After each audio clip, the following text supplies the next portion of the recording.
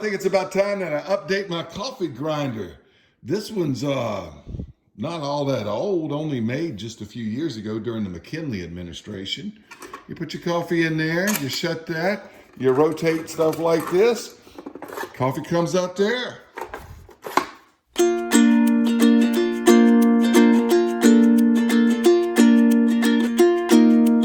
I'm Big Lou, and this is Big Lou Barbecue and other things I want to do. And today I want to review this fancy smancy electric coffee grinder from Cuisinart. Looks like this on the box. Well, you know what? The box is open. Looks like that, all right?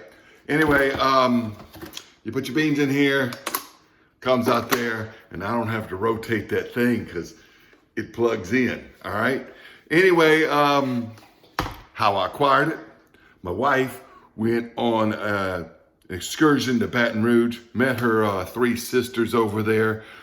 Their brother lives in Baton Rouge. They had lunch with him, and then the girls all went shopping, and their mother was with them too, and they had a good time. And my wife calls me up there at some liquidation store, discount store, and she says, "You want this coffee grinder? 30 bucks. I said, "Yeah, could use a coffee grinder."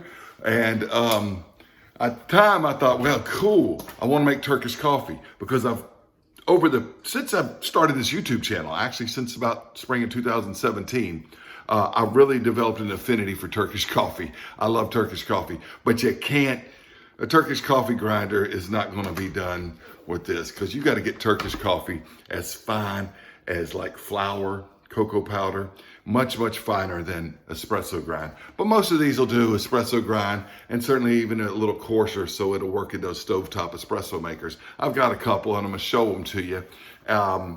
And I love French press coffee, and I like percolator coffee, which means I can just rotate this thing over to the coarse side. I don't know if you see that right there, but it says coarse. I'd rotate that. You just rotate the whole hopper thing here. All right. Now, this is a burr grinder, and you know, I did the research. I'm like, well, I don't want to grind burrs. But I did the research, found out that a burr grinder is different than a blade grinder. I used to have a blade grinder thing, but I didn't like it because the blades spin. It works like a food processor, but some of the particles are really fine and some of them aren't so fine. And the burr grinder is like two little gears that like grind together, and how far apart they are is how fine the grind is. So if they're real close together, it grinds it real fine, and if it's further apart, then it doesn't. It's coarser. So anyway, let's take a look at it. Let's run a few tests, show you how it grinds. Espresso, drip pot, medium grind, and coarse grind for my perk pot and my French press. Now, why might I want a modern coffee grinder to grind different sizes of coffee? I like different brewing methods. We normally use a Mr. Coffee drip pot, which requires a medium grind, but I like espresso, especially in these little Bialettis and stovetop espresso makers, which require slightly less fine a grind as a normal espresso maker. I like Turkish coffee, but this will not do Turkish coffee. It needs to be as fine as flour. I like French press coffee, which needs a really coarse grind. I really love French press coffee. And I like perk coffee, especially when I use coffee in my Stanley bottle, because coffee in a Stanley bottle tastes better from a perk pot, and it requires a coarse grind too. Okay, I've removed the decals off the front. I've disconnected this. I'll show you how that disconnects. Washed it out with soap and water because it's new. Took out this hopper, bin, whatever you call it, and washed it with soap and water as well. Now, before I go any further, I want to give a shout out to Looney Larry TV. I saw his video on this and a few others, but his was really informative, and I got the idea that he knew a lot about making and brewing your own coffee and coffee grinding.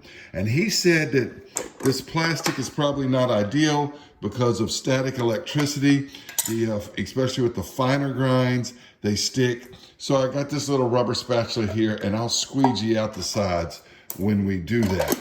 All right? Now, this has got a little groove right here and a little thing and a little button right down here so that if it's not in all the way, the machine will not operate. Right up here is a little slider so that you can decide how much you want, all right?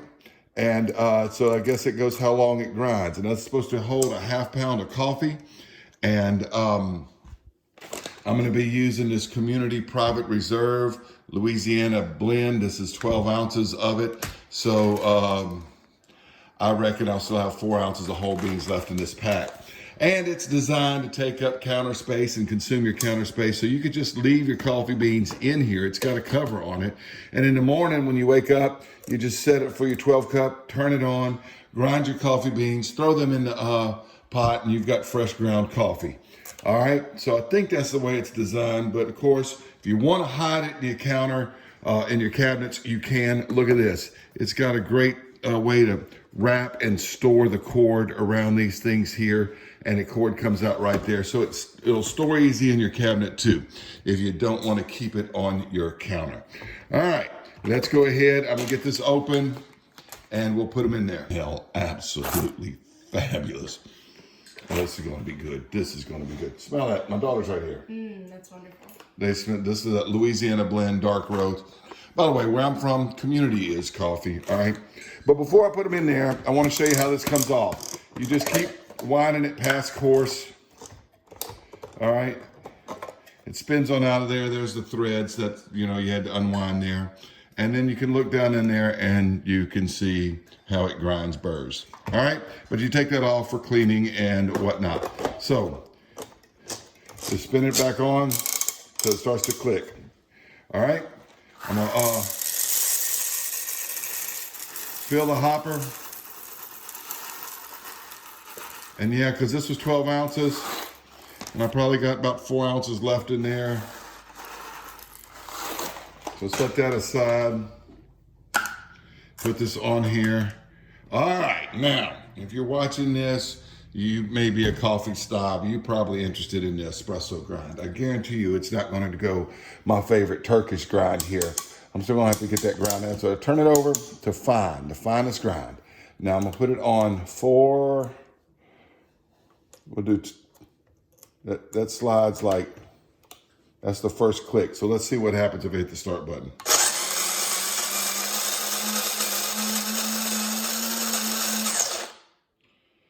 All right, but see, I got a 3-cup maker, so I'm gonna do that one more time. So that. All right, that didn't take long, and I can grind them up for my little stovetop espresso makers.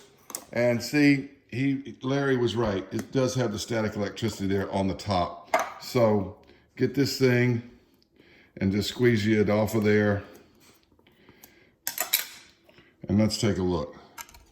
Actually, that is very fine.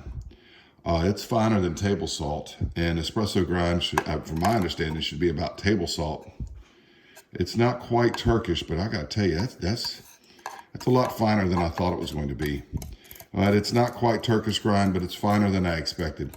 And with one of these little rubber things, and like I said, I was prepared because Larry told me to have one of these things. So I'm gonna clear that out of there. We'll grind some up for coarse grind in my French press, and I'm gonna use this in my stovetop espresso maker. Okay, I wanna mention that this thing did a good job of getting that out of there, but I still went ahead and rinsed it with water and all before we do this. I also wanted to point out that it made almost enough to fill up this little mocha pot. So I probably need to make a little more before I run the mocha pot. Anyway, it did a good job. That's not Turkish grind, but that's very fine, and it's a nice espresso grind. And if you have like a real espresso maker, you know, one of the electric deals with the steam and you tamp it and all that stuff, that did a good job. I mean, look at that. That's pretty good. That's pretty good. All right, now what I'm really interested in is my French press, and so I got it set for 4 again, so I can grind some for my French press. And let's see, I probably won't have the problem with the static, and I won't need this thing when it is coarse ground. So let's go ahead and turn it all the way over to the coarsest grind. For the percolator, I would probably run about right there. For the French press, I'm running with the absolute coarsest grind it makes. So we see the 2 extremes. Yeah, you can see, don't really have a problem with it sticking to the sides with this grind. And it stops.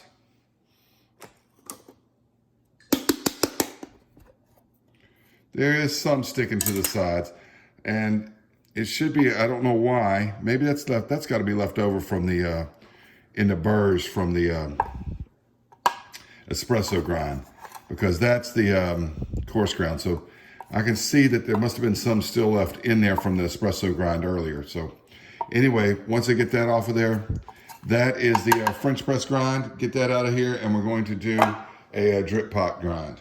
Okay, I wiped it out again because it still had some of those fine grounds. I think that was left from when I ground the espresso first. Lesson learned. If you want to do both, do the coarse grind first, then do the espresso last. There was also a little bit of that fine espresso grind down under here I had to wipe out. All right, now, we normally at my house, family coffee, we use an old-fashioned Mr. Coffee maker. It's really not that old. It's a fairly newer model. They still sell them at Walmart.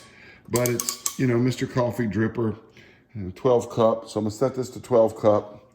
Do the medium grind here for the drip and see how it goes.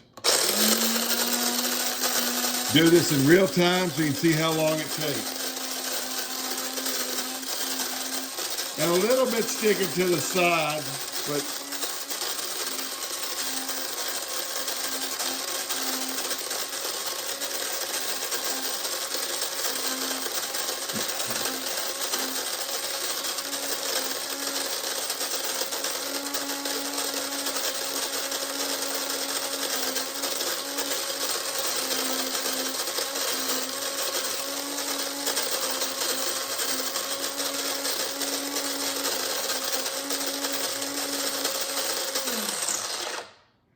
okay, that was real time. I did have to cough off camera there. If you heard me, excuse me. That was real time for 12 cups. So, and the beans are in there like this. This is how much we've used. And now, of course, I can fit the rest of the bag in that hopper because we've used so much. And I'll just leave them in there. There's the thing. And that's perfect for my 12 cup drippolator. And you want to see what it looks like.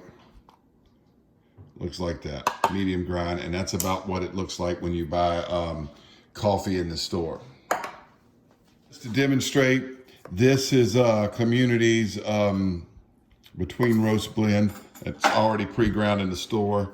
That's about how fine it is. We keep it in that little container right there. This is the stuff from that grinder. About the same. This is a little coarser, but I'm sure that I could dial it down and make it a little bit finer. Anyway, I think I'm going to enjoy having this thing. That's my review of the Cuisinart DB8. I think it is DM8, something like that, coffee grinder. DBM8, that's it, model DBM8 coffee grinder. All right, I do want to point out that it comes with this coffee scoop and a cleaning brush. They put it together, that way if you lose it, you've lost both of them at the same time. How clever they are. But who's going to replace it? I'm sure you could use any cleaning brush and any scoop you wanted to. But it comes in handy for cleaning the lid here, and you can reach down in there and clean the burrs out and brush that away and all that stuff. So it's got that going for it too. Hey, I've delayed the release of this video for more than a week, and I'm re-recording the closing monologue here to talk about this thing because I have had time to use it. We've run that first bag of beans through it. We've run almost the second bag of beans through it.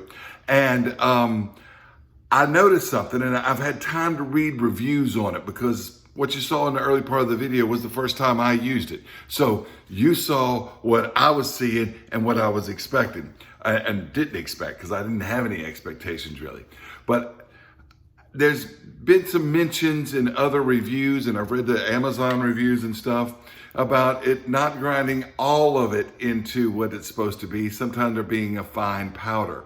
And you saw the fine powder when I put it on the finest grind for espresso. I want to say that that is a little too fine for my stovetop espresso mocha pots. I like it about the second or third from the finest for those.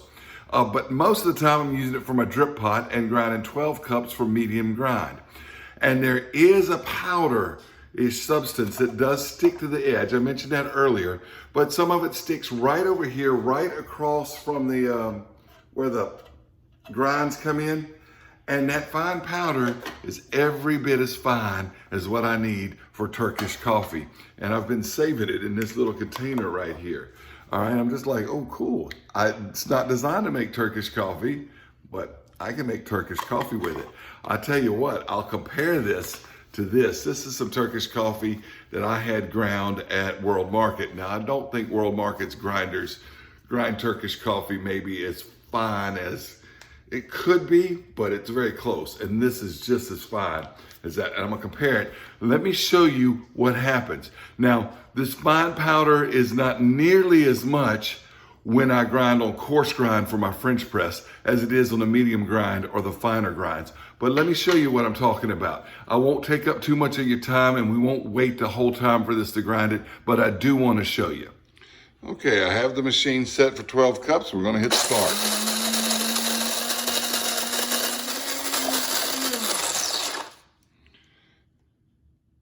All right, so it just finished. Let me show you what I'm talking about here, all right? This is supposed to be medium grind. Now you see that little part right here? That's that fine powder I'm talking about, okay? Look, the medium grind is down here. I've got it tilted for the camera, okay? But this fine powder right here, that little clump right there, had it. That is pretty fine stuff. I'm gonna compare it to the other stuff. Now this is medium ground, like it's supposed to be. Looks good. But it's this fine powder that's around the edges. I'll sweep that out, and I've been saving this right here. You see this right here? That is just as fine as any Turkish coffee. So it's not designed to make Turkish coffee, but I'm getting Turkish coffee out of it by saving that in this jar here. Okay, that's pretty good stuff. A lot finer than the medium grind.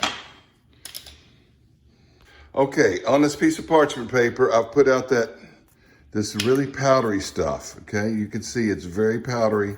And this is the Turkish grind I got from World Market a few weeks ago. I've used quite a bit of it. I had a pound, all right?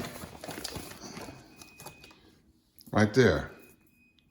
Now it's a different roast. This is actually a darker roast, a slightly darker roast. But you can see that's a powdery stuff and this is a powdery stuff.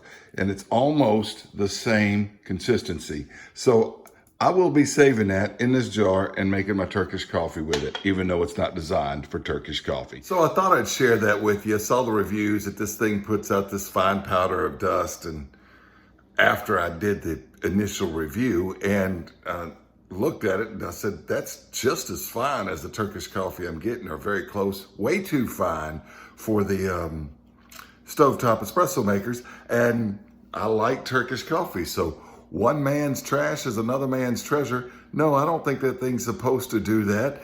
Or it's just like some sort of flaw. You know, it's got that fine residue on it. And I'm like, some people are complaining about it, but I'm like, oh yeah. Anyway, thanks for watching Big Lou Barbecue. That's the Cuisinart DBM8 coffee grinder. It's supposed to do an espresso grind, but there's a little side effect.